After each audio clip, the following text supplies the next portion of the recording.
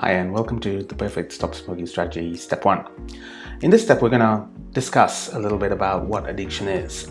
One of the things about beating addiction is that the more we understand it, the better off we are and the better off our chances are of actually getting past the addiction. So the first thing about nicotine addiction, or rather any addiction, is it's kind of like when a plane has been hijacked. So if you think of your body as a plane and you've got a particular destination, you're heading somewhere in life, what happens when the cockpit is hijacked?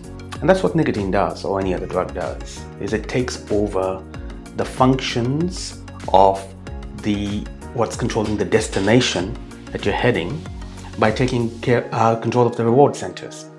So for instance, with nicotine, you need to keep smoking it, right? You need to keep ingesting it into your body in one way or another, whether it's patches or inhalers or whatever. And what happens is it creates the same withdrawal that it needs to keep feeding. So your pleasure centers, the cockpit of your brain, is gone now. Nicotine's taken over. Nothing else feels as good anymore. What feels good is getting rid of the cravings for nicotine, getting over the withdrawal. One cigarette creates the withdrawal. I'm referring to cigarettes here, but it could be anything, any way of ingesting nicotine. One cigarette, you get a hit, you get into withdrawal, then you need the next hit. So essentially, your plane is heading wherever nicotine is going to take it now. And what any drug does, what any drug really does is it kills its host. The cycle doesn't stop. So what the drug makes sure of is that the body that it is in actually ends up dying, because the drug needs more and more and more and more to activate the same pleasure centers. Tolerance builds up, and then more is required, and the drugs are a poison. There's more bad effect on the body, more harming effects on the body, and eventually death.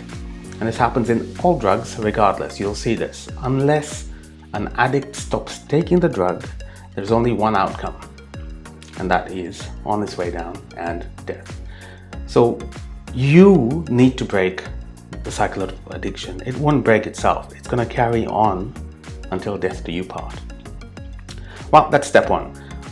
Understand and educate. So the more you know about the addiction, the more research you can do. Get a notebook, look at the aspects of addiction, and become aware of how that addiction is affecting your thinking, your moods, your stress levels.